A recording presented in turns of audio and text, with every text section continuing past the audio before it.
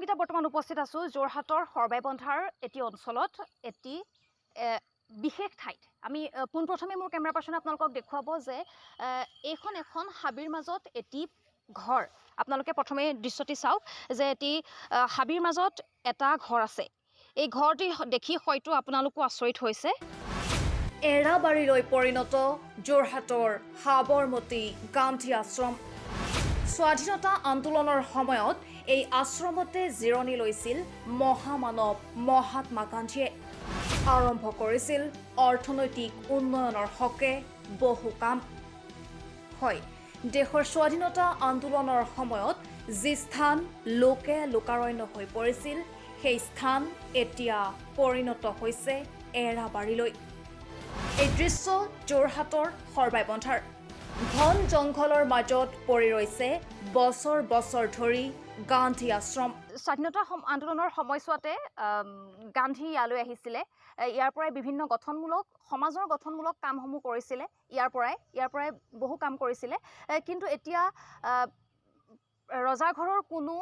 গুৰুত্ব দিয়া দেখা পোৱা নাই যি গান্ধী আশ্ৰমক জনা যায় দ্বিতীয়খন সাবৰমতী গান্ধী আশ্ৰম বুলি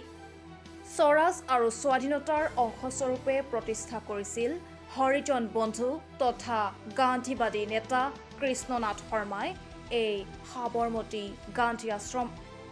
লক্ষণীয় যে চৰকাৰ তথা যোৰহাট জিলা প্ৰশাসনক যোৰহাটবাসী ৰাইজে বাৰম্বাৰ এই স্থান সংৰক্ষণ কৰিবৰ বাবে আহ্বান জনাই আহিছে যদিও সকলো পক্ষৰে অৱহেলাৰ বাবে আজিও উপেক্ষিত এই গান্ধী আশ্ৰম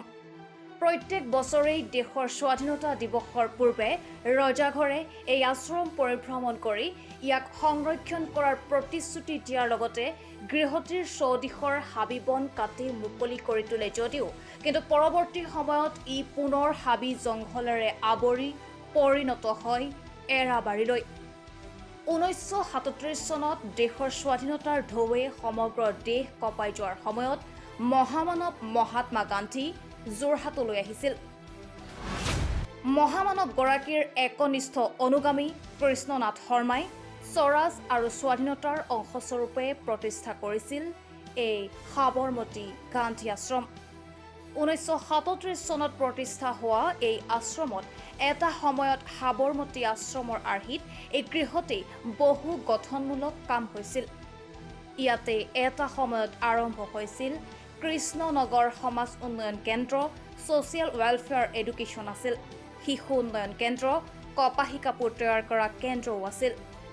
লগতে ইয়াত আছিল ইণ্টাৰনেশ্যনেল ব্ৰাদাৰহুড শীৰ্ষক এক অনুষ্ঠান যি অনুষ্ঠানৰ জৰিয়তে দেশ বিদেশৰ বহু লোক আহি ইয়াত আন্তঃৰাষ্ট্ৰীয় প্ৰেক্ষাপটৰ আলোচনা কৰিছিল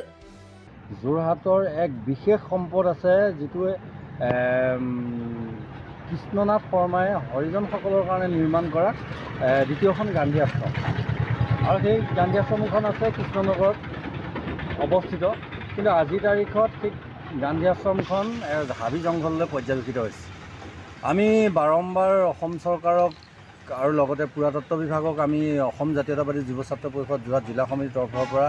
বাৰম্বাৰ কৈ অহা হৈছে যে অসমৰ যিখিনি কীৰ্তিচিহ্ন বিশেষভাৱে যোৰহাটৰ যিসমূহ কীৰ্তিচিহ্ন এই কীৰ্তিচিহ্নসমূহ সংৰক্ষণ কৰিব লাগে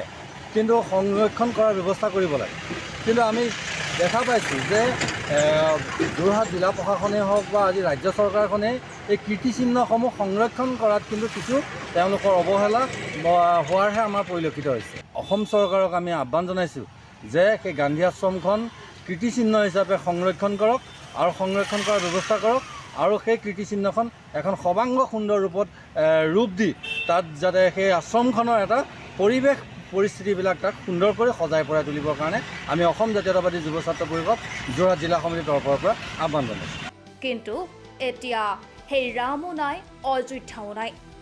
ৰজাঘৰেই হওক বা প্ৰজাঘৰেই হওক সকলোৰে অৱজ্ঞাৰ ফলত এতিয়া কালৰ বুকুত বিলীন হোৱাৰ উপক্ৰম ঘটিছে যোৰহাটৰ সাবৰমতী গান্ধী আশ্ৰম